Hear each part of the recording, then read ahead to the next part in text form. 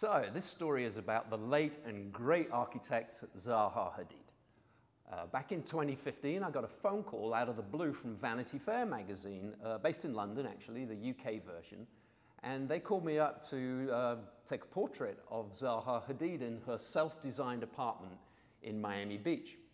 So I was absolutely delighted to get this phone call because I'd always wanted to meet Zaha, and I thought that she was a true force of nature, both as a human being and also as an architect.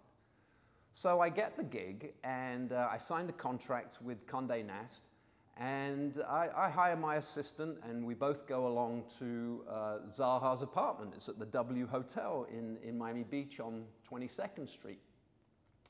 And I arrived 2 minutes late, which is unheard of because usually I'm always on time. I rap at the door and Zaha herself answers the door, and the first thing she says to me is, "You're 2 minutes late." And I said, "I'm so sorry, Zaha. The traffic was really terrible today. And, you know, usually I'm on time, Zaha. I'm very, very sorry." So I didn't get off to a very good start.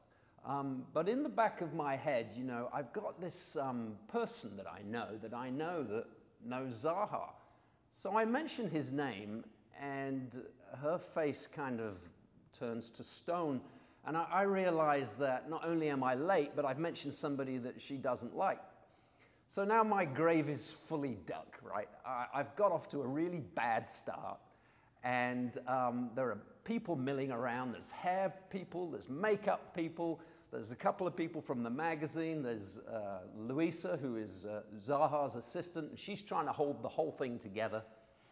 So I say to Zaha, "Okay, what I'd really like to do is I want to get an environmental portrait of you. I want you to look good, but I also really want to show off the design of your apartment." So she says, "You know what, that sounds like a good idea."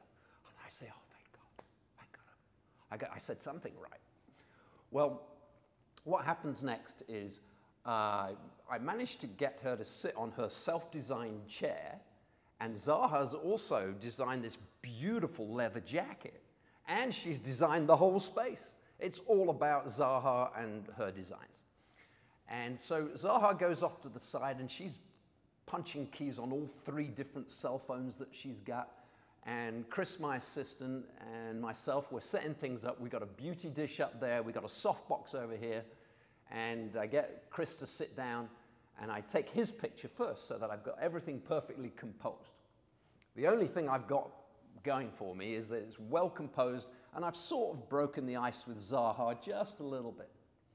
So I say to Zaha, "Okay, looks like your hair and makeup's done. Would you mind coming over and sitting on the chair that you've designed?" And she says, "Okay, I think I'm ready." And one of the things that's really key when you're taking a photograph of somebody is you gotta break that wall down. You gotta break the ice. And so in the back of my head, I remember also that, you know, she knows my friend Iran Issa Khan, who's this wonderful photographer. She used to shoot for Harper's Bazaar, and then she went into this fine art career, and she's this tremendous lady. And so I mentioned Iran's name. And Zaha, she goes, "Oh, yes, so you know Iran, do you?" And immediately, without any hesitation, she picks up her phone and she calls Iran. And she says, "Iran, I got this British photographer here. His name is Robin Hill. He says that he knows you." And luckily, Iran and I are on good terms. And she says, "Oh, don't worry about him. He's fabulous."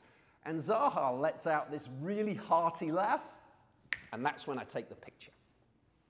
That's when you take the picture, right? She's just become disarmed for a moment. She's a little bit distracted by her friendship with Iran, and that's when I took the picture, right at that moment. And that's how the wall was broken. So after that, you know, things really warm up between me and Zaha, you know, because now she trusts me because she knows that Iran, who is one of her best friends really, you know, knows me and that she's given her a good report. So that leads to a rapport between Zaha and myself. So we've got the photograph taken, we're looking at it on the iPad, and everybody is like, "Hey, Robin, that's a pretty good portrait," you know, and everybody's happy. So after that, luckily I've just finished photographing this film for PAM, and PAM is the Perez Art Museum here in Miami, and it's designed by these fantastic architects, Herzog and de Moran. And Chris and I have just finished making this film. So I said, Zaha, do you mind if we show you the film of what we've just done at PAM? And she said, sure, no problem. So Patrick is there as well, who is Zaha's business partner, and they both look at the film that we've shot for Herzog and de Moran of PAM. And they really like what they've seen, and I'm thinking, wow, this is hopefully the start of a long relationship. So anyway, after about an hour or so, we say our goodbyes and we leave on good terms, and I leave Louisa, who is Zaha's assistant, my contact information, and Louisa and I and Zaha, we stay in touch over the next year or so, and something turns up, which is Swarovski. And Swarovski make those beautiful crystal chandeliers, and they've asked Zaha Hadid to design this beautiful chandelier. And it's one of these really modern, flowing things that is Zaha's, own creations. And I get the gig to make a short film of Zaha with Swarovski, and it's about a year later. And Chris and I are in the car, and we're on our way down to Zaha's apartment again to shoot the film. And I get a phone call from Louisa, the assistant, Zaha's personal assistant, and she says, Robin, you can't shoot the film today. I said, why? What's going on? We've got everything ready to go. And she says, look, I'm sorry, Zaha's got bronchitis, and she's not going to be able to do the film today. And I said, look, I'm really sorry to hear that. It sounds quite serious. So the shoot is abandoned. And we go home without getting the film done for Swarovski. The next day, I get a phone call saying, I'm really sorry to tell you, Robin, but Zaha had a massive heart attack last night, and she's passed away. And she passed away at Mount Sinai Hospital down the road here, and it was such a shock. She was such a force of nature that suddenly this bright light, this paradigm-shifting architect, had shuffled off this mortal coil. She'd gone, and it was devastating, not only for us, of course, but for all of the people that were in her circle, the hundreds of people that worked for her and her clients around the world. It was a real shock in the world of architecture. And, she was one of the very few architects that actually, was bigger than architecture. She was part of the culture. She was a famous woman. So that was pretty devastating. But also, a pretty weird thing happened. When the photograph was published in Vanity Fair magazine, I was so proud that I'd taken this picture of Zaha. I get the magazine in the mail, and the photo credit says, photography by Robin White. And I'm like, I'm not frickin' Robin White, I'm Robin Hill. Now, what do you do in a situation like that? Well, do you call up your legal guy? Do you call up your copyright lawyer? Do you destroy the relationship with Condé Nast of all people? So I didn't do that. I called them up and I said, you've made this error.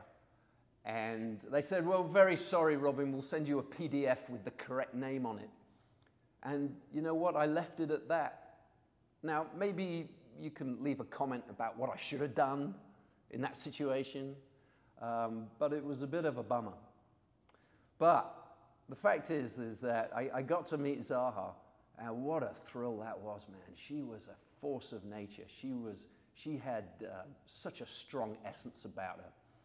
And I was very proud of what I'd done with the photograph and meeting her.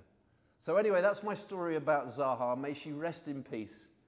And safe journey out there, my friends. My name's Robin Hill.